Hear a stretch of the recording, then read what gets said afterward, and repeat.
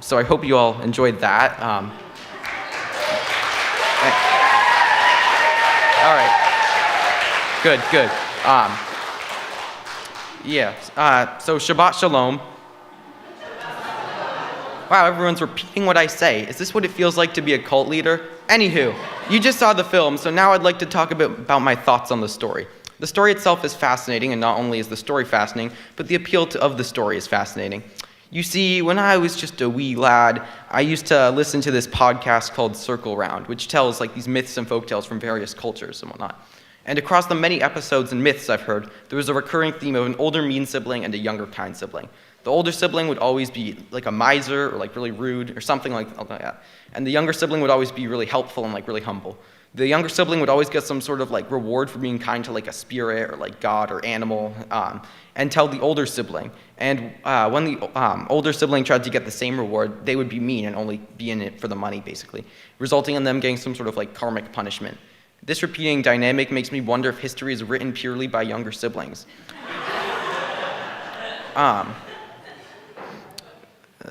However, in Jacob and Esau's story, God says that Jacob and Esau will found and represent two nations who have some sort of rivalry. Now, if I could get political for a millisecond, I feel that Jacob and Esau's rivalry makes a bit more sense if you think about it as a metaphor for two feuding nations, like North and South Korea, Israel and Palestine, or the US and the former Soviet Union. Those are the first ones that came to mind. I remember reading something similar in a booklet on my Torah portion that says that Jacob's relationship with Esau represents a person or persons trying to label their enemies as being inhuman as a way to justify attacking them. I have more written, but I'm just going to skip a bit forward. I also think it's interesting that so many cultures across time and space enjoy stories about dysfunctional families. Now, I don't know about you, but if I want to hear a story about a dysfunctional family or something like that, I can just ask my mom, dad, or stepdad what it was like growing up. Speaking of which, I'd like to share a few thank yous. I'd first like to thank all the people who helped with my Jewish education. So thank you to Rabbi Ricky for being a great B'nai Mitzvah group teacher and a generally nice person, a mensch, if you will. Where else? Thank you to Marlene Rochelle for teaching me how to read Hebrew, how to chant Torah, and how to sing the various prayers. Thank you to Isaac Fleischer. I'm not entirely sure how to pronounce that, but thank you, Isaac. And the other people at Rimonim for being great teachers. Thank you to my papa, Stanley Koppelman, for gifting me the big book of Jewish humor and always having some sort of clever remark whenever I say anything. Thank you to my bubby, Michelle Koppelman, for reading the Bible with me when I was just a wee tot, and all the Passover Seders and Hanukkah celebrations over the years, and for working with me to help me prepare for my bar mitzvah. And I'd also like to thank Brian O'Connell, my favorite stepdad, for all his support and humor. Okay, only a few more. I'd also like to thank my dad, Peter Loria, for all his wisdom and immature silliness. And I'd also like to thank Rachel Koppelman. I'm not really sure. No, I'm just kidding. Rachel Koppelman, my manager, and also my mom, for doing just about everything to set up this bar mitzvah and my life. And last but not least, I'd like to thank you, my friends, family, educators, and members of the local community for showing up to this event to support me and to get the free food. Thank you for being here for me and the Locks.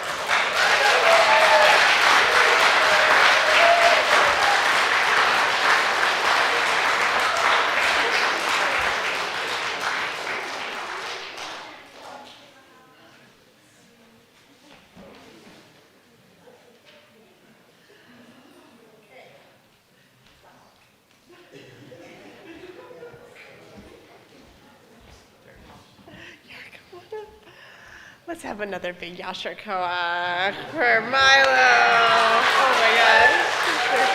Amazing.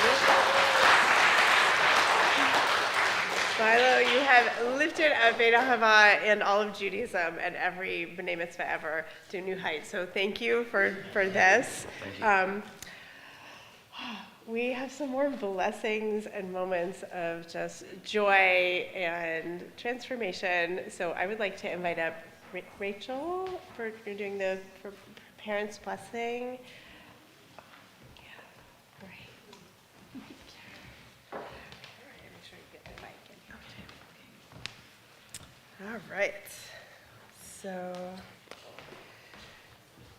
I didn't know this was a thing, but apparently Rabbi Eliezer ben Rabbi Shimon said, a person is responsible for their son until the age of 13. Thereafter, they must say, blessed is the one who has freed me from the responsibility of this boy. Who knew? I didn't know that. But I don't think I'm quite off the hook just yet. Sorry. But this is a big step in the direction towards adulthood, and for you, Milo, to take increasingly more responsibility for your own life. And you've demonstrated here today that you're more than capable of doing hard things. Let me say that I could not be more proud of you and all of the hard work that you've done to prepare for this day. From learning how to read Hebrew and Torah trope to applying your creativity, uniqueness, outrageous sense of humor, and movie editing skills to your devar and your film. All I can say is, wow. That's what Milo used to say when he was little. I don't remember that. I hope you feel a deep sense of accomplishment for all the hard work that you put in and for all the sacrifices that you've made to get here today. And no, Milo, I don't mean those kinds of sacrifices. Not the human ones. Or goat ones. The goat ones. In the words of Zoot from the Electric Mayhem Band, you did it! Your Torah portion today is so fascinating, in part because it's so relatable. I could totally imagine Rebecca's experience of being pregnant with twins, with them fighting in the womb. I remember what it was like to be pregnant with you, Milo. And in fact, my belly was so big that random strangers would ask me if I was actually having twins. And yeah, it was pretty rude. No, I mean, So I shudder to think about what poor Rebecca was going through. And my pregnancy with you was also very difficult. We had a close call, brush with difficulty. And I also wondered not why, but if I was going to live through it and if we were going to make it. And I can relate to Rebecca's sense of desperation and her conversation with God in that moment. And I also had my own conversation with God during that health crisis. And when you were born, I felt such an immense sense of relief and triumph. We made it. Both of us had emerged intact, something that I never took for granted. I had the distinct sense that I was playing my part in the continuity of an unbroken chain of people dating back to antiquity, taking my place as a progenitor and continuing the family line. Becoming a parent, and specifically your parent, has truly been one of the greatest blessings of my entire life. one of the greatest curses.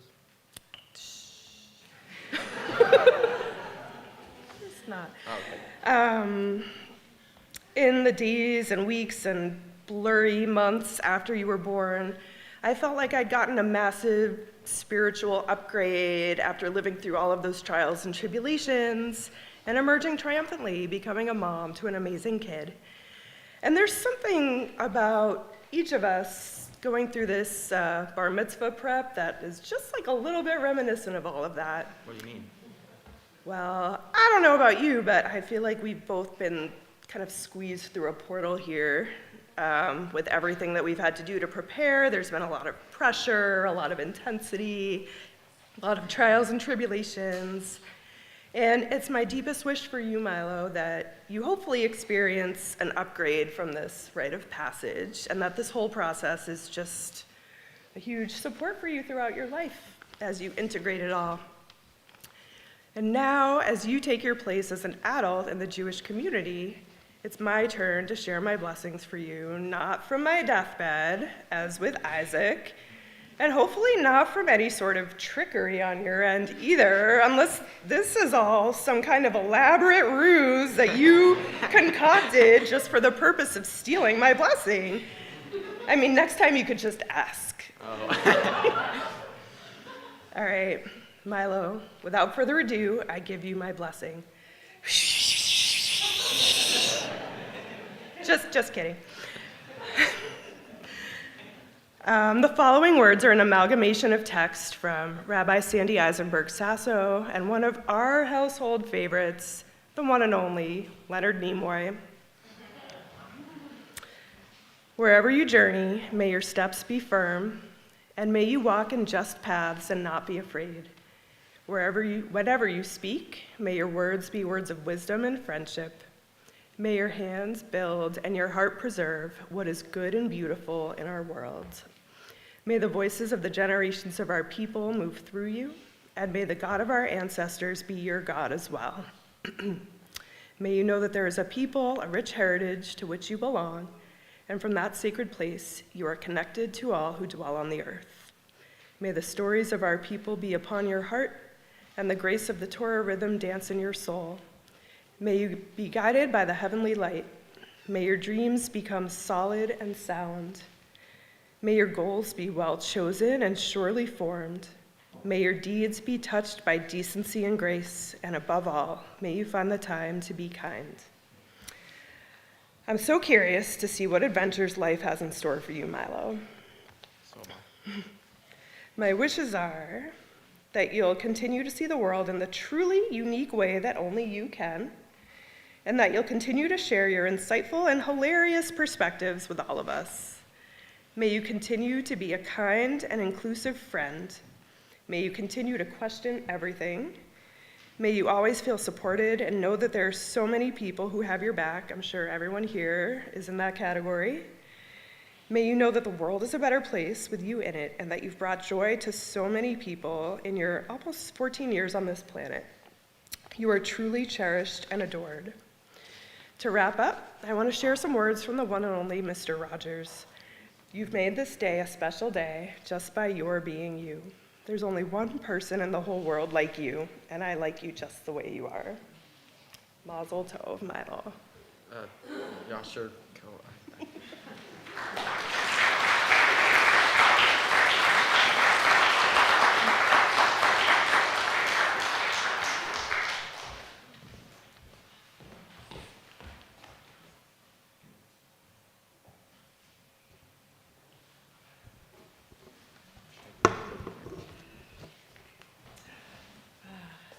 Milo, we also have a presentation from our congregation. I'd like to invite Peter Navitt, who looked a little surprised.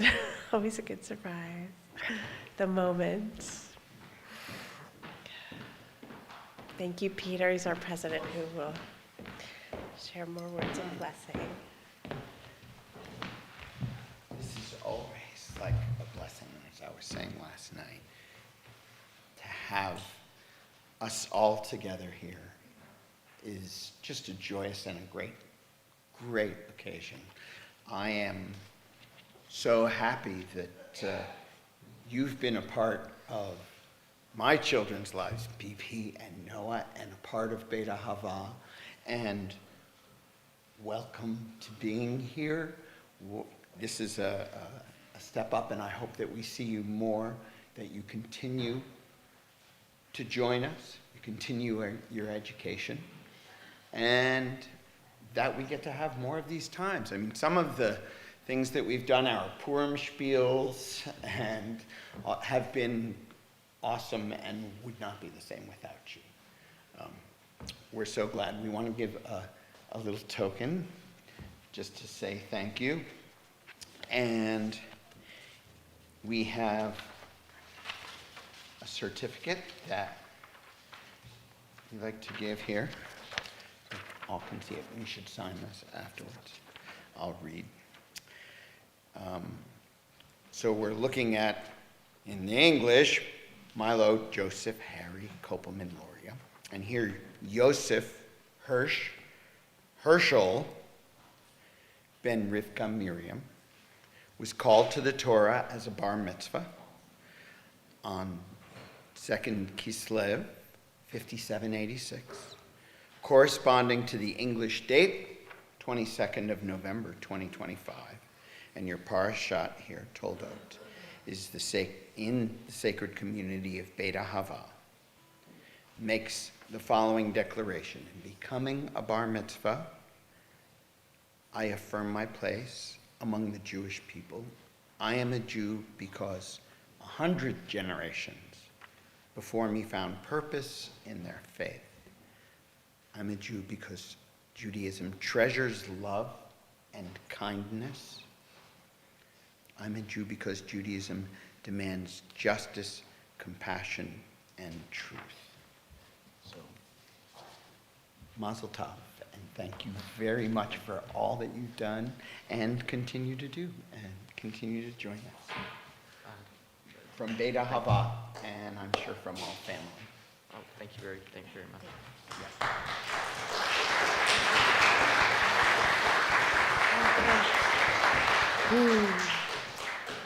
So I am going to share just a few words, but there's been so many beautiful, amazing words, so I don't even know what to say. But we're going to be having a few more words and blessings, and then we will be putting the Torah back to the Ark, and then concluding the service after. So, well, first I wanted to say that one of the really unique and wonderful and special, are you okay? Anything else? Loot, What? take it all. Okay, good. Anything else to take?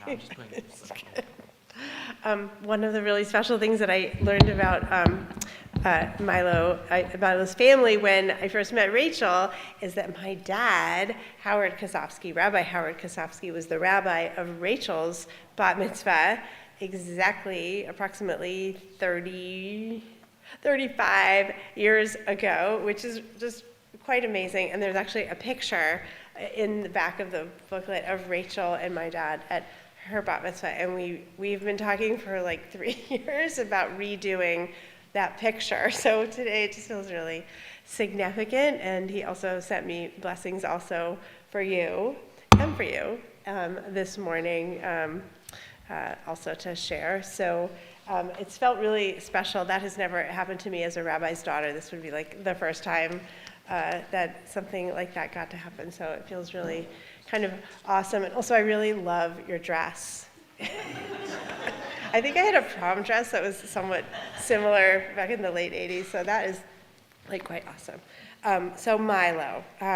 So just many things. I think of when you first came to Beit Ahava and you first joined our class, and my first impression was just how awesome you were. And then you weren't exactly happy about the very first day of arrival. I think it was a little bit of a transition that first day, and I just remember having like this feeling of just sadness if it wasn't going to work out, because I just thought you were so cool and so awesome, and I just was like, how can we make this entry into the synagogue, into the class. But I didn't have to do anything because you just did it all yourself, and you just fully emerged and embraced and just really found your way in our class and became such a just integral, important member of this really great class that we've had the last 3 years. Has been a really amazing cohort that has continued to grow and change. So some of them are here, and there's new ones already that are in the class as well.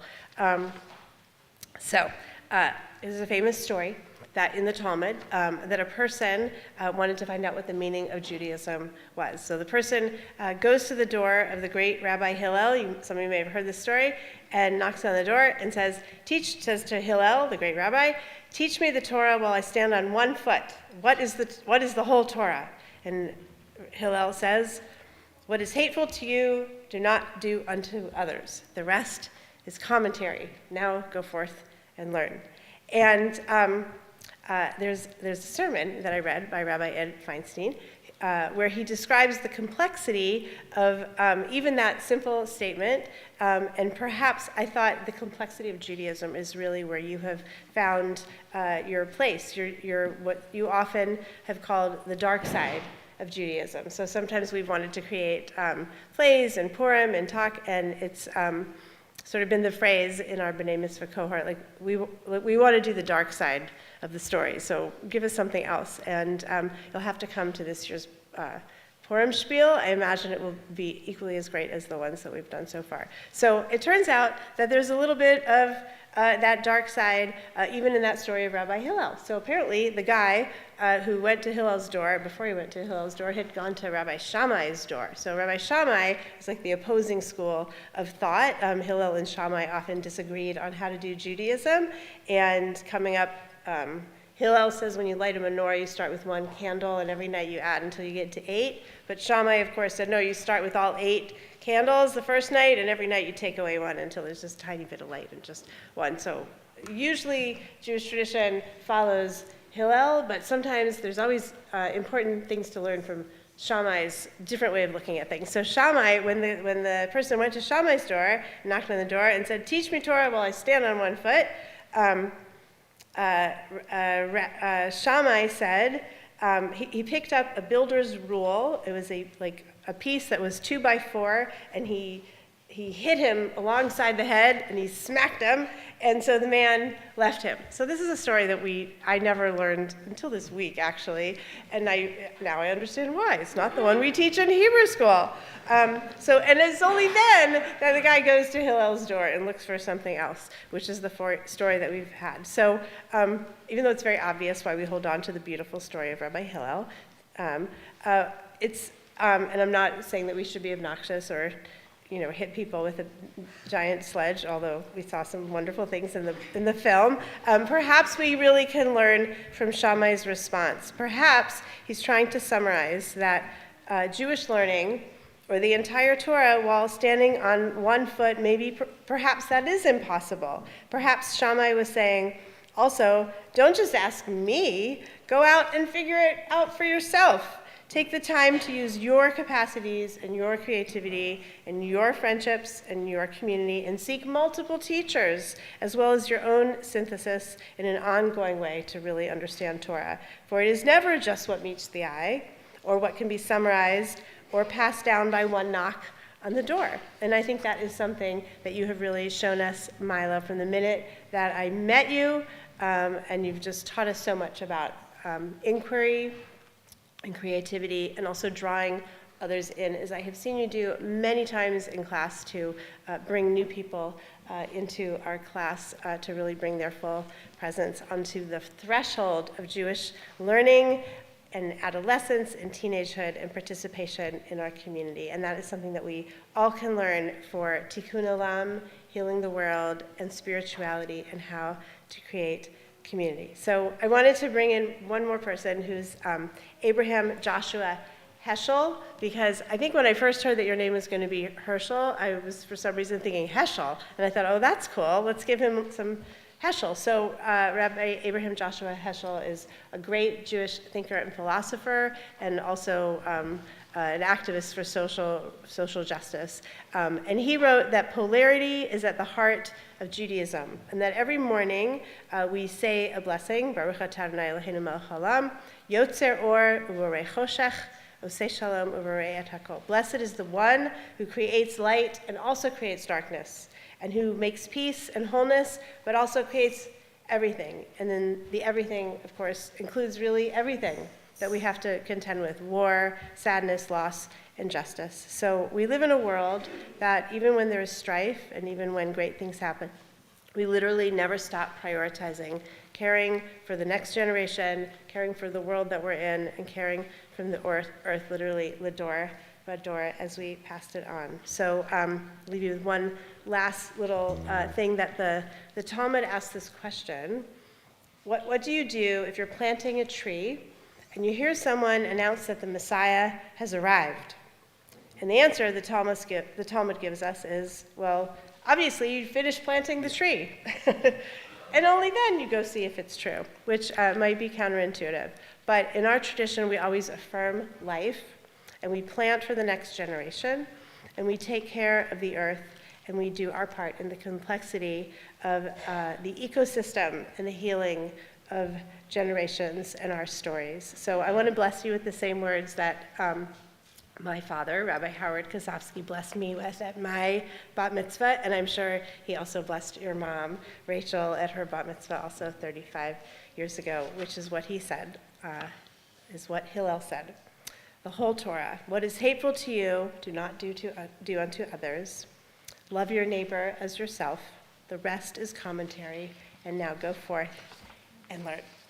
And we're going to sing the priestly blessing to Milo, and you can all sing with me with the shalom part.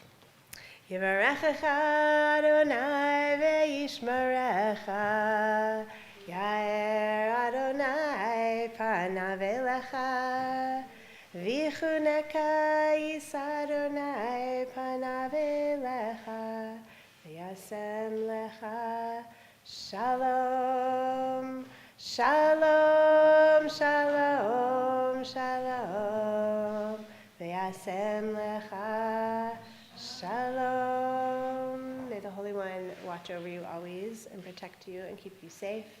May God lift up God's face always to match yours with kindness and with grace. And may the Holy One lift up their face always to grant you peace and keep you safe and bless you with shalom. And we can all say amen. Amen.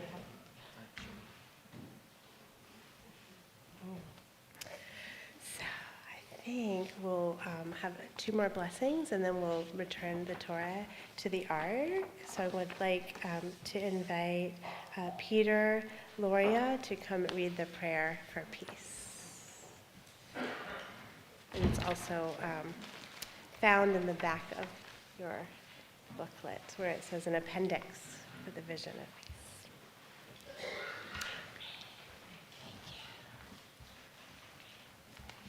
Hello. An appendix for the vision of peace. Don't stop beating the swords into plowshares. Don't stop. Go on beating and make musical instruments out of them.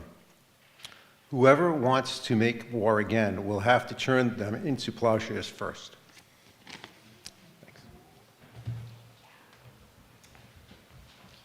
Hey.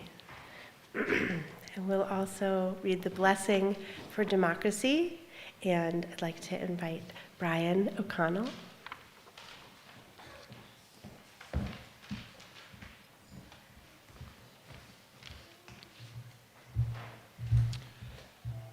May you tear out autocracy, tyranny, and despotism. Break those who cheat and deceive, and upend those who oppress the vulnerable. Make the reign of the arrogant disappear from all lands. May the people attacking democracies everywhere stumble and fall. And may their plans be as naught. Stop them, humble them, bring on their downfall soon in our days. May you give to all people of the world the strength and the will to pursue righteousness and to seek peace as a unified force, so that violence be uprooted and healing, good life and peace may flourish. For you are the ruler who loves righteousness and justice. Let us say, Amen.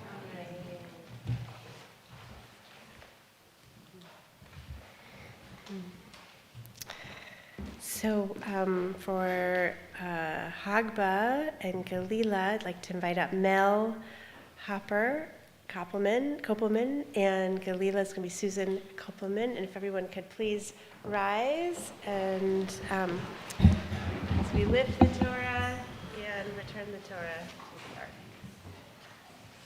So there's a chair. Is this the This is the there's another.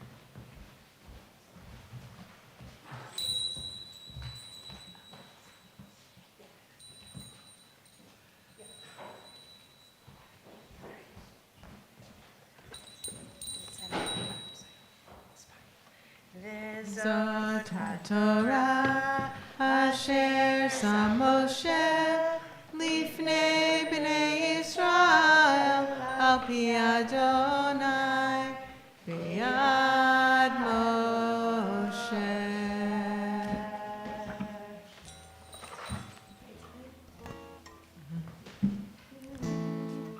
Etz chaim hi l'machzikim ba ותומכיה מאושר דרכיה דרכיה בכל נתיבותיה שלום השיבנו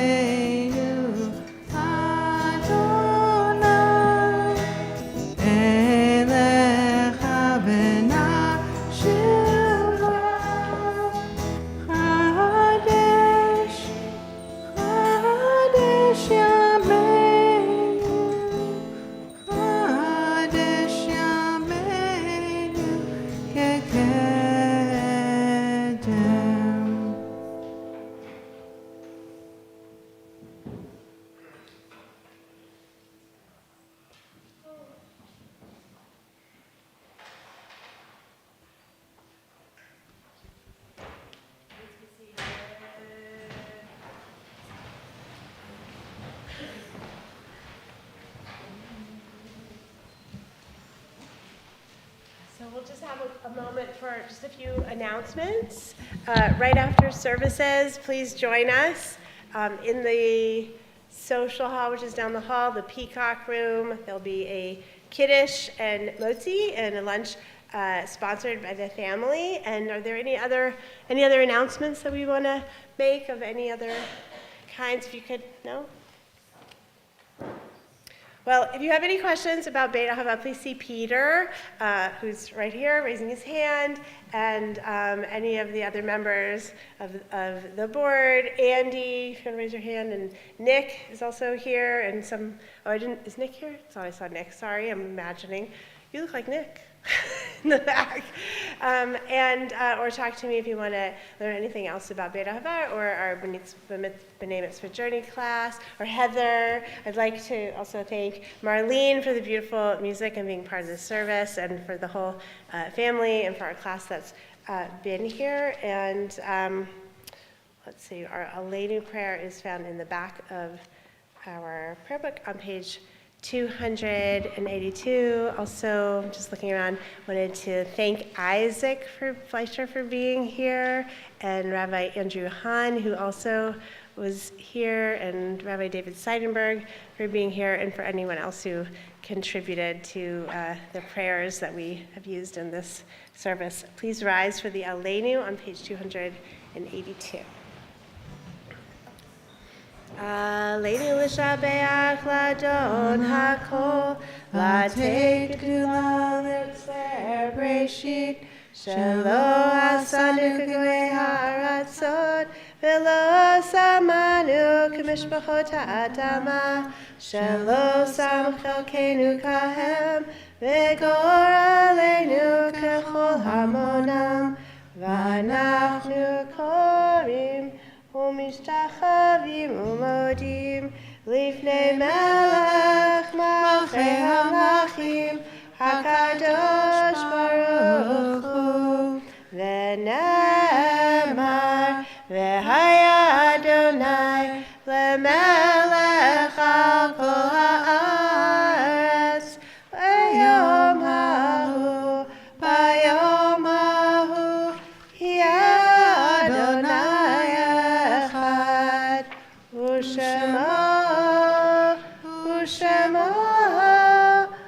Shema Echad.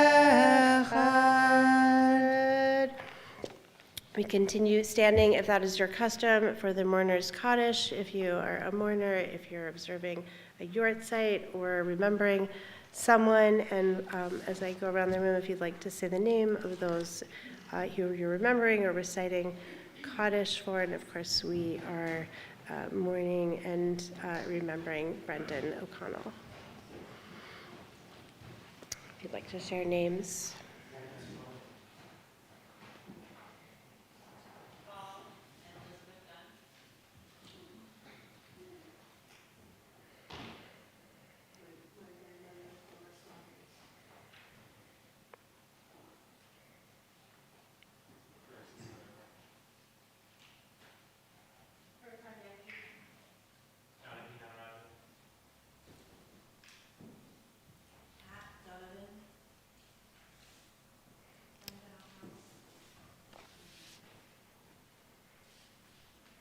And all those we hold in our hearts on page 294. Yitgadal v'yitkadash shmei Rabbah, v'yalma divra chirutei v'yamlich malchutei, v'chayachon v'yomechon v'chayei d'chol beit Yisrael, ba'agala u'vizman kariv v'yimru amen. Yehei shmei Rabbah mevarach le'olam l'olmei almaya, yitbarach v'yishtabach v'yitpa'ar v'yitromam v'yitnaseh, V'yithadar, v'yitalev, v'yithalal, shemei d'kedusha b'richu. Le'ela min kol birchata, v'shirata, tushbachata, v'nechamata, da'amiran, v'yalma, v'yimru, amen. Yehei shlama rabba min shemaya v'chaim, aleinu, v'al kol Yisrael, v'yimru, amen. Osei shalom b'mramav, v'yaseh shalom, aleinu, v'al kol Yisrael, v'al kol yoshvei tevel, v'yimru, amen. May the Maker of peace send peace to all who mourn and comfort to all who are bereaved. And let us say together, Amen. I would like to invite up our B'nai Mitzvah class and any of Milo's friends to the Bima, and we're going to sing the song Lechi Lach, which is found on page 341 in your prayer book as our closing song. Lechi Lach, and we also have this beautiful blessing canopy that was made by a B'nai Mitzvah class a long time ago to put over Milo. So if we could have all the B'nai Mitzvah class and teens and any of it, Milo's other friends.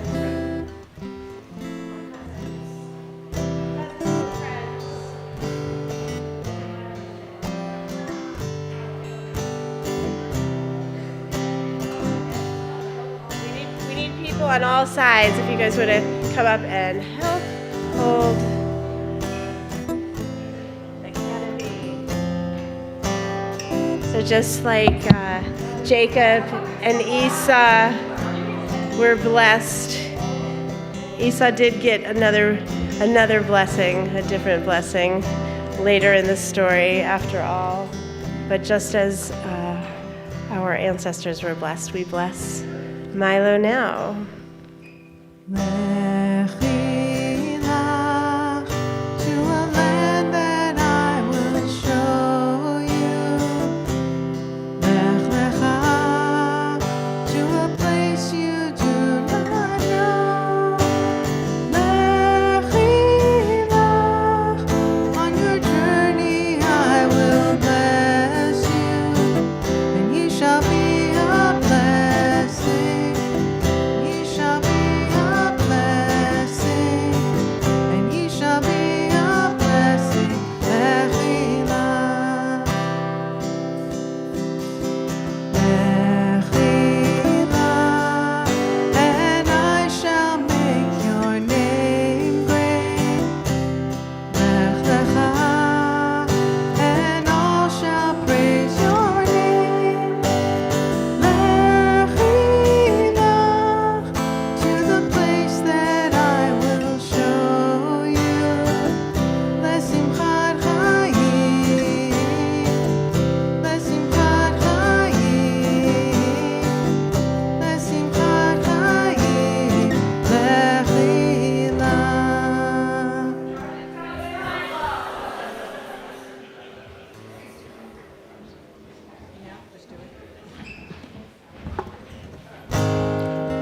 Od yavo shalom aleinu, od yavo shalom aleinu, od yavo shalom aleinu ve'amunah.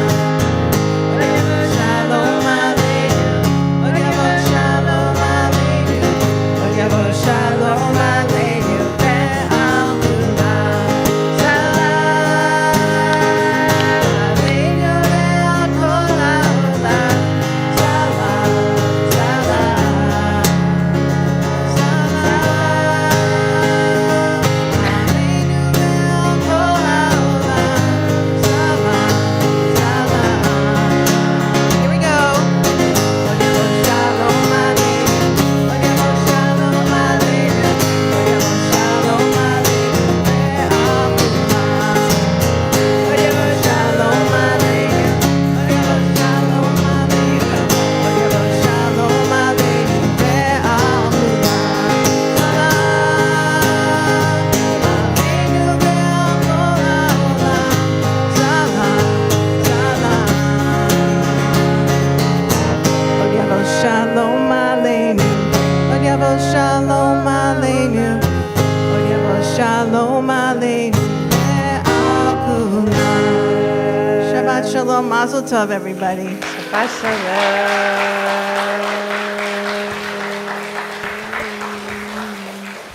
If you can all help us by bringing your prayer books and your Sidurim on your way out, and you can keep the programs and candies and wrappers is super helpful in all of your things. Thank you, and good Shabbos. And thank you to Pete, who's done all of our sound and video in our first ever Bar Mitzvah Devar Torah film. Thank you so much, Pete.